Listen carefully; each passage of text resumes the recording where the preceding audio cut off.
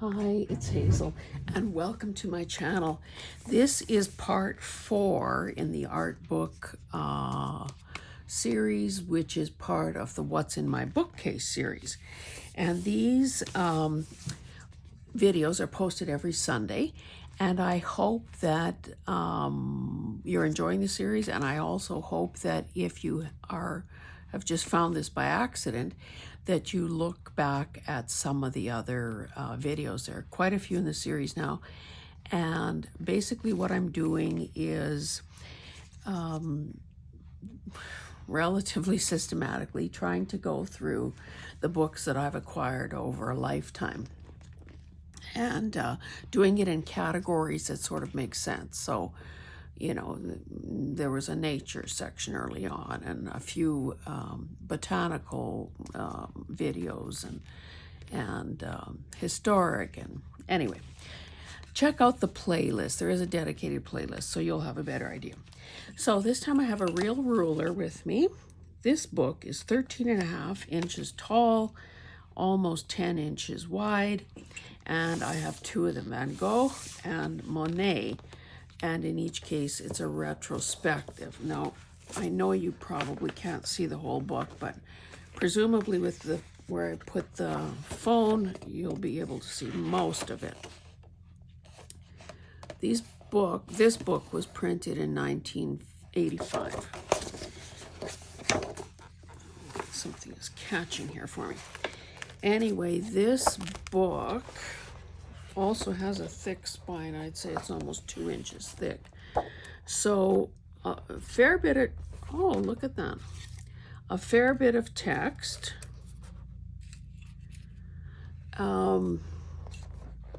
Black and white photos. And oh my goodness, I hit pay dirt here. I didn't know that these were here. Must have done this years ago. I have to say that a lot of these, the shelves that a lot of these art books have been on, I have them near the, on the bottom, so that the incredible weight of them does not wreck my bookcases. But anyway, they've been near the bottom. And of course, with all the journaling and thrifting and things like that, they've been inaccessible. Monet, if I'm not mistaken, is the guy that had a poor vision, and that's why his paintings look the way they do. That's, I guess, a reflection of how he was actually seeing things later in life. Anyway, I was saying the books were inaccessible, so many of these I haven't flipped through in years. Those leaves obviously had a good long time to press. Just a little storage tip. I finally started to bring all my pressed flowers and leaves together in kind of, an oversized box with a lid, so that if I want to actually begin using them, I can. See, there is no subject matter off limits. Even the humble turkey can be the subject of a painting in 1877. Yeah, so that the pressed flowers can be used to, start using them in projects.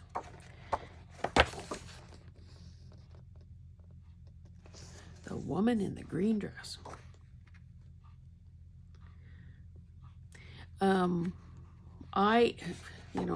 I've done that with some of my own work. I tend to like things that are out of the ordinary. So this tall, skinny format is interesting to me. And the same thing with sort of a horizontal panoramic type view as well. Okay, this is Van Gogh. And of course, it's probably the same. Holy cow. It says originally, and you probably can't see that, originally published at $75. I guarantee you I did not pay that. Like in 1986. In Canada, of course, our big chain bookstore is Chapters Indigo. And quite often, if you go to the bargain section, you can find a lot of, well, I shouldn't say I haven't looked lately, but it's always been possible in the past to go to an area like that and find some really gorgeous coffee table type books for, you know, a lot less than you might imagine.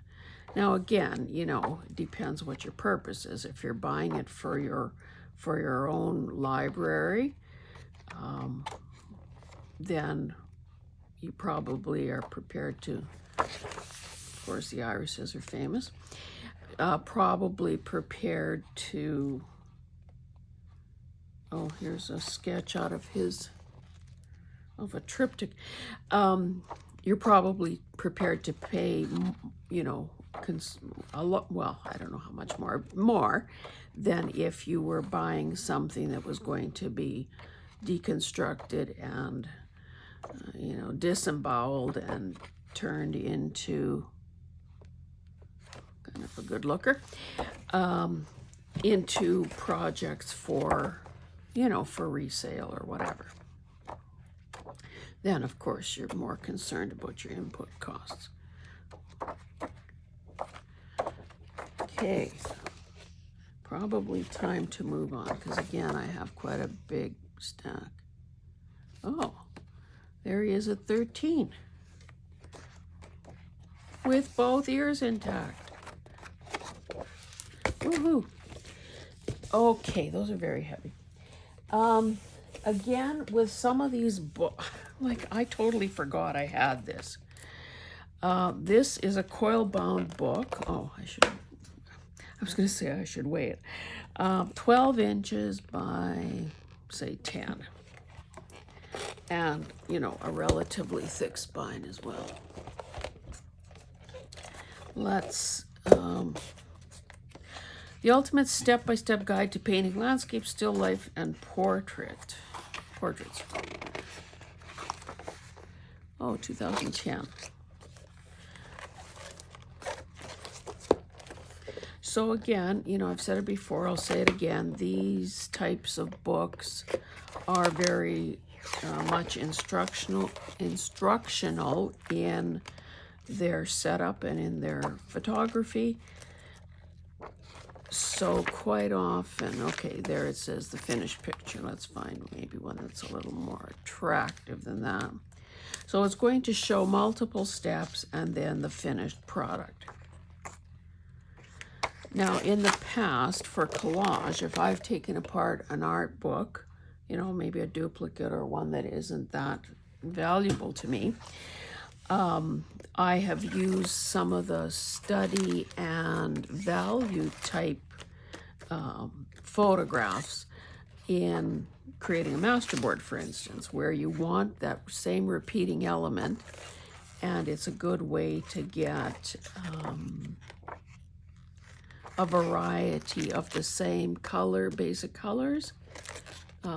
Anyway, maybe sometime when I'm doing that again or handling a masterboard like that, I'll just show you a real life example. Again, lots and lots and lots of material here to learn from, to fussy cut and use. I have a bit of I think there's something kind of seductive about pears. Not just as a body shape, but as a painted element. And I have done pear paintings, and I've been gifted or purchased pear paintings. Look at those eggs. Again, like the turkey, such a simple thing. And yet, with a, you know, in the hand of a skilled person, it becomes it becomes elevated.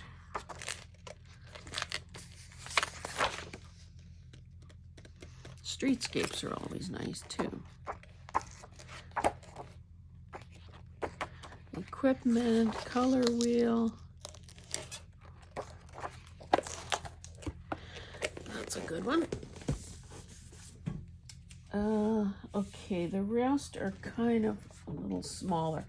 Now this one, I thought, I wonder what this one is about. 10 inches by 7 1/4, and it says Art Today. Well, it turns out that it belonged to my husband, which is a little bit of a hard one to get your head around.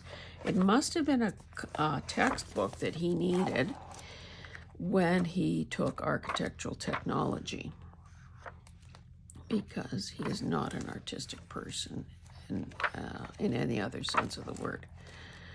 So this book, 1966, so that's a fair time ago. It's all black and white, so I think I could probably easily take this apart, use the images, use the cover. But you know, I've gotten a little smarter lately. I'm not just randomly deconstructing things anymore when I have, I'd say, literally hundreds of covers that I have already, or hundreds of books and guts that I have already deconstructed. And you know, unless a person is actively going to turn it into a project in the immediate future, right now I'm just choosing to let sleeping dogs lie. Okay, if you'll remember from the last episode, we had a book by Hazel Harrison. That was a watercolor book. This is her book on acrylic painting. And again, you know, I won't spend too much time on each one because you've seen the gist of how this is laid out.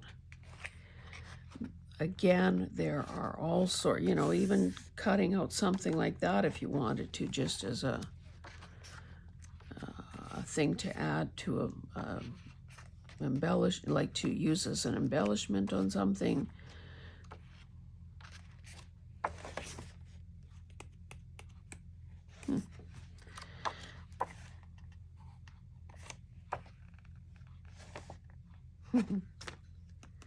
Cool.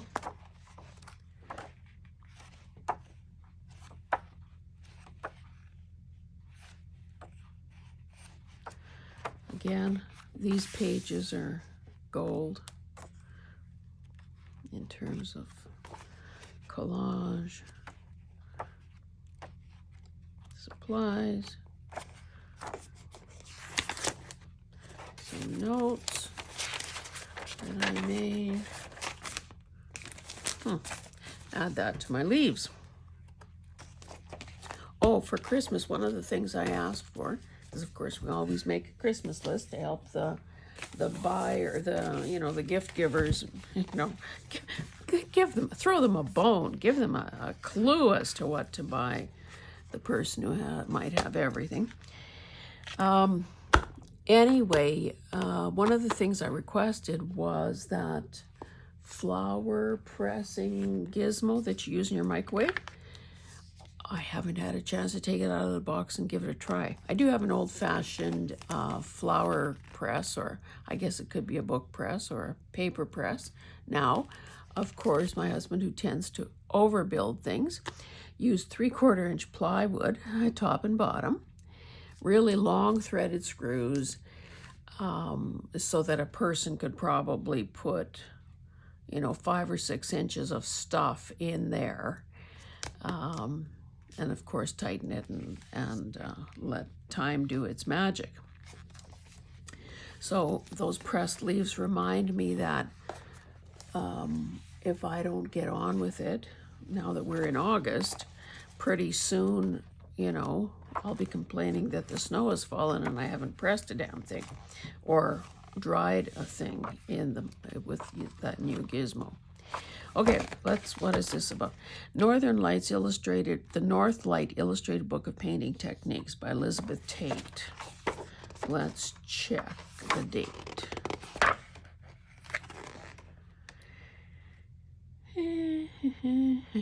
'86. Oh, well, it's got some later dates. So probably this is a 95er. Again, same sort of scenario. Got a desire to paint an onion? Well, there it is.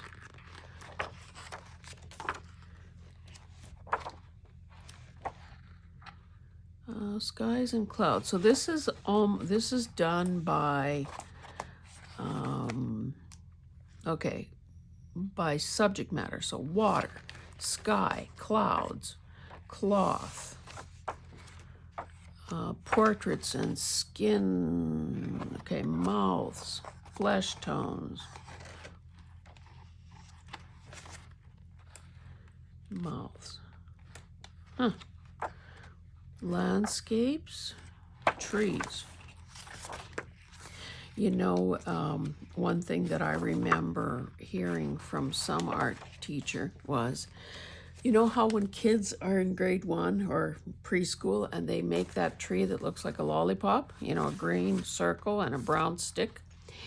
The thing I remember, and I've forgotten a lot of things in my life, trust me, is when you're doing foliage, you don't need to paint every single leaf, and make it airy enough that a bird could actually fly into it.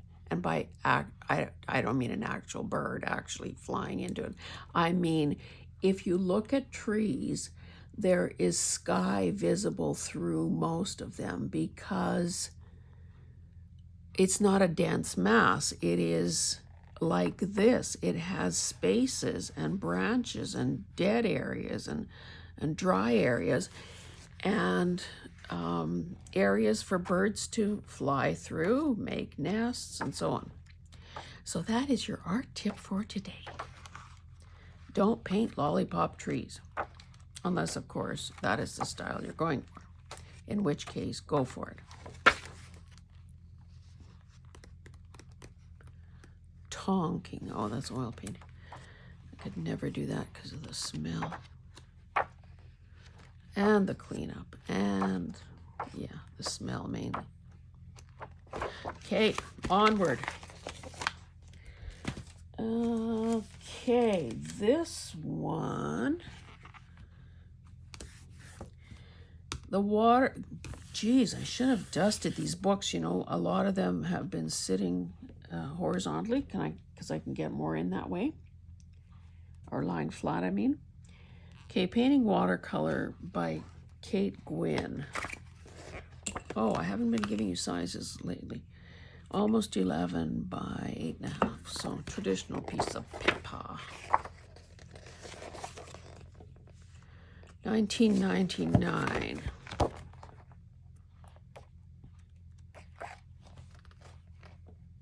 Oh, some info on framing and mounting. 2 rhinoceros butts. An owl. You know, I guess it's kind of, you don't need me to identify what these things are. You can tell a rhinoceros from an owl, so why am I doing that? Pregnant lady.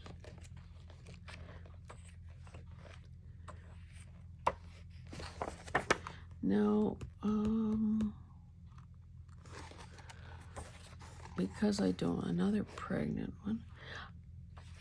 These must be the author's work because they all tend to look the same. So it's not as though she brought together a series of, mind you, this one is different, more detailed and photorealistic. Black and white, color washes. I don't know, isn't there something fascinating about doors and windows and the possibilities that they represent? I could probably cut this book up and not feel too bad about it. Oh. Oh, because these are very old. History and development. So that's why they look so different than everything else. 1502, I will say so. Okay, what's next?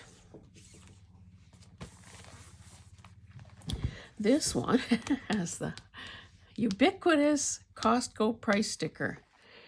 I don't know about your local Costco location, but it sure seems that mine, the ones that I have access to, the book selection has gotten kind of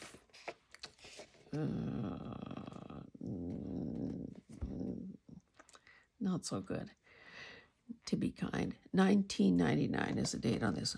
Is this not something that you could look at for half an hour and not see everything?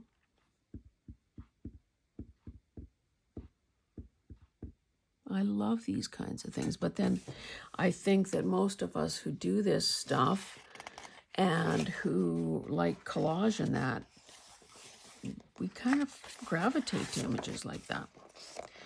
Okay, where do I start? What should I paint? What are the basics? So close up of that first shot. How to use the book. Again, I find this fascinating. And for those who are minimalists and hate clutter, probably have to go and reach for a pill or something.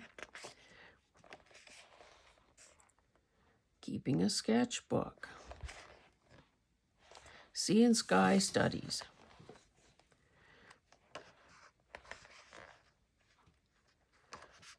So there's some gallery type photos, or pages.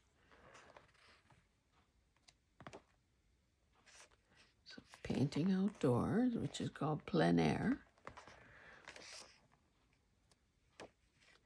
Easier said than done.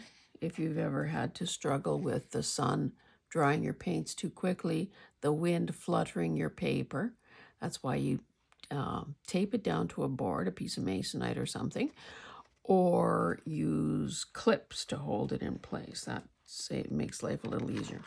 But then, of course, you have to carry paint, you have to carry water, and anyway, this is really quite a nice book. Again, I like the visual overload. Rusty iron. Cool. Ooh, dead fish. Fish. Well, dead. But turkey, fish, eggs.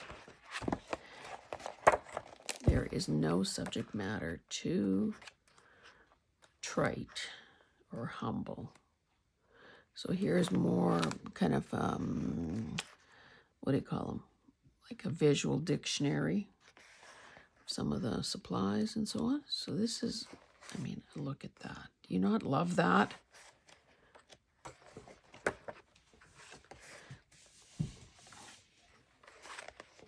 What are we doing here? Tiling with photocopies.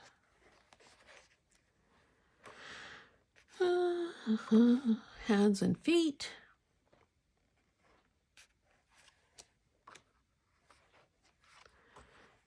Bodies, figures and faces.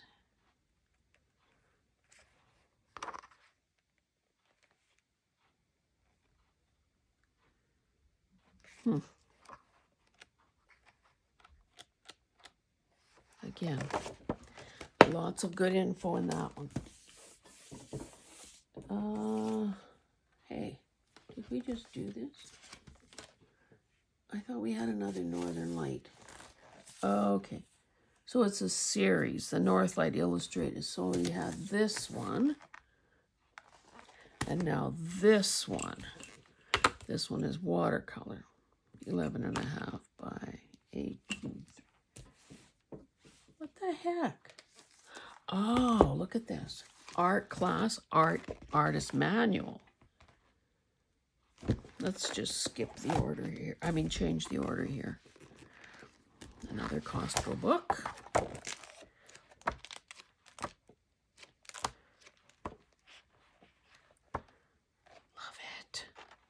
Oh, look at those poppies. Got a weakness for poppies. Although the flowers themselves are kind of, they're so fragile. A soft breeze and the petals have fallen off. It's virtually impossible to ever put them as cut flowers in a vase. Love this.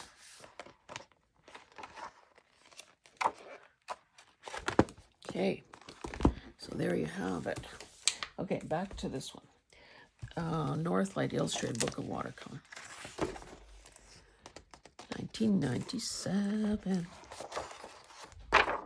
Look at those apples. Glossy paper, but again, we don't really care.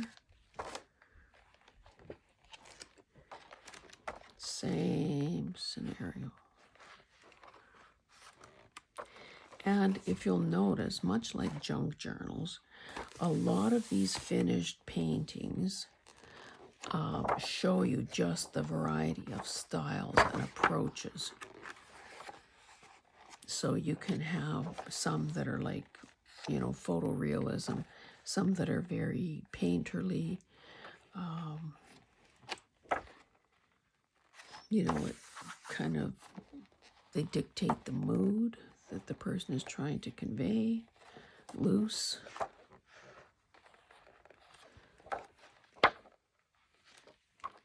And this is good because, of course, it's got techniques and examples and variations. And, of course, the requisite color swatches and color wheel.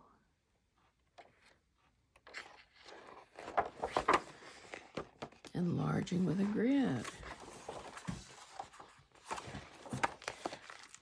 Info about paper. Now this is an old book, apparently. I don't recall ever having this. 11 1/4 by 8 3/4. So an approach to figure painting for the beginner. Oh, it's also a Northlight Publishers, 1979. So probably a lot of black and white in this one. Yes, sirree. So this, kind of a musty smell too. This would be one that I should probably take apart and use. Yes, I'm getting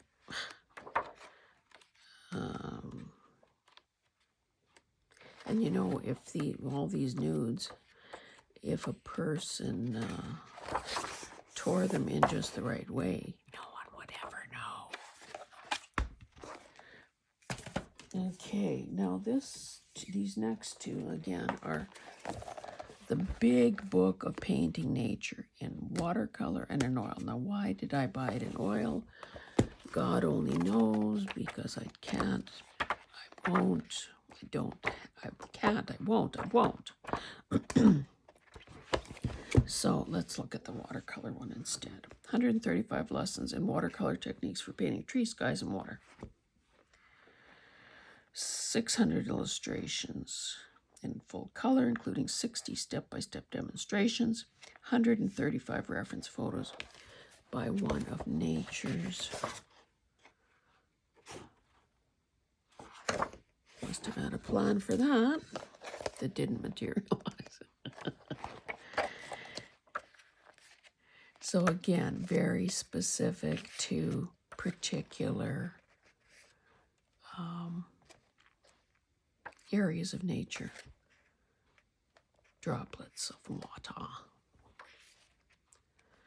babbling brooks, waterfalls, sloughs, lakes, rivers.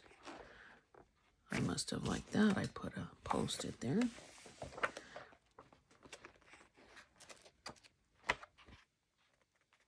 It's like an aerial shot. Waterfall, trees.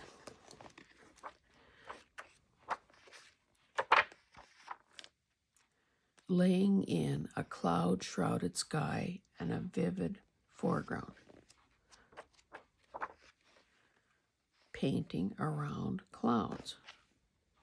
So there you have it. Experimenting with bold color. I don't know what kind of sunsets you get where you live, but boy, sometimes there are some gorgeous ones here. You know, the purple-orange combination. Oh, before I started taping today, I was answering comments on my YouTube channel, and someone expressed surprise at, or never had thought about, a pink-orange combo. And I didn't think of it when I was answering. To me, that signifies boho, East Indian type color combinations that you often see. But to get more granular and basic than that, a sunset. So when we see, now I don't know if there will be one in here, just because I want there to be, you know, the classic sandy beach and water body type combination. If Mother Nature put it together, you know it's good. So if you can see a purple-orange sky that Mother Nature did, I think we can safely replicate that in our own work. Now, I'm probably not going to be able to find a beach just because I want one. But think about your last vacation if you went to a body of water. Anyway, enough about that. Two more. Oh, it seems, you know what? I suspected I got a lot of these from Costco. This one is painting school, and this one is drawing school. So you've got to draw before you can paint, so let's do this one first. Ian Simpson. This book is almost square, 10 by, it is square. The girl can identify basic shapes. I'm so impressed. Okay, so we can see this is the drawing one. So we've got our share of landscapes and pencil drawings and portraiture and weirdo stuff and nudes.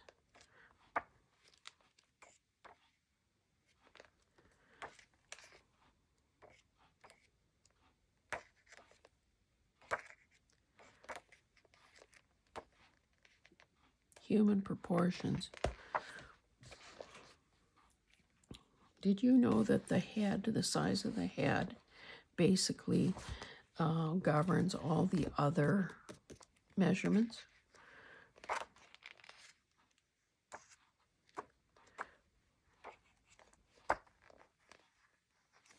Love these kinds of pages. You may have picked up on that already. Is there anything better than some bottles of ink, a brand new set of pencils,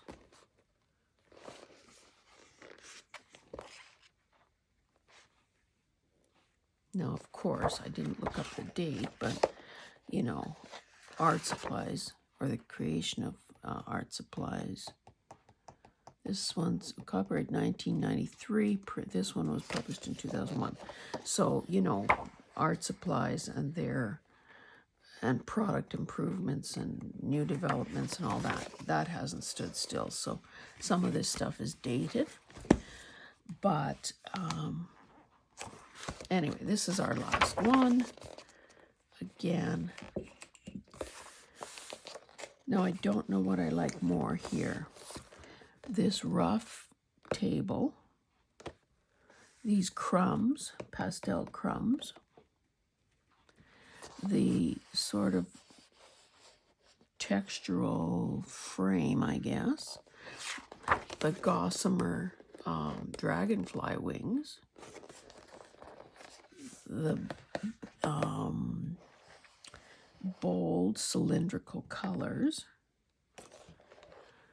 and these little whirlijigs from maple trees. I've got a bunch of those dried.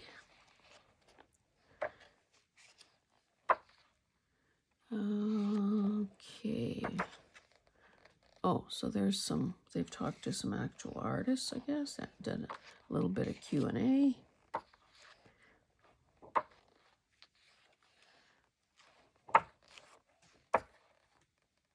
See, this is kind of what I was trying to talk about earlier. Rocks, beach, water, sky. So you'll never go wrong with that taupey, sandy, beigey, all kinds of blue combo, because that is pulled straight from nature.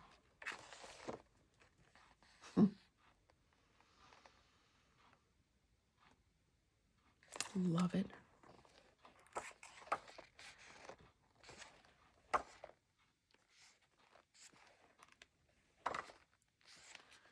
I don't know if the images in here are really turn my crank that much, but hey, is this a copy?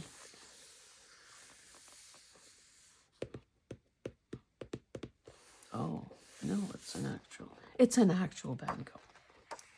Yes, so they do have references to some of the master's work.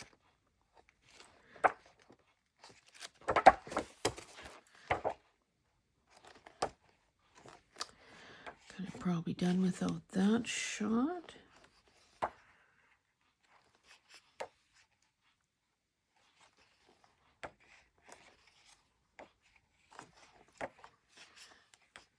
Okie dokie.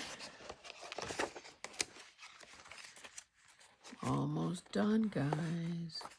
Again, you know we're going to end with swatches.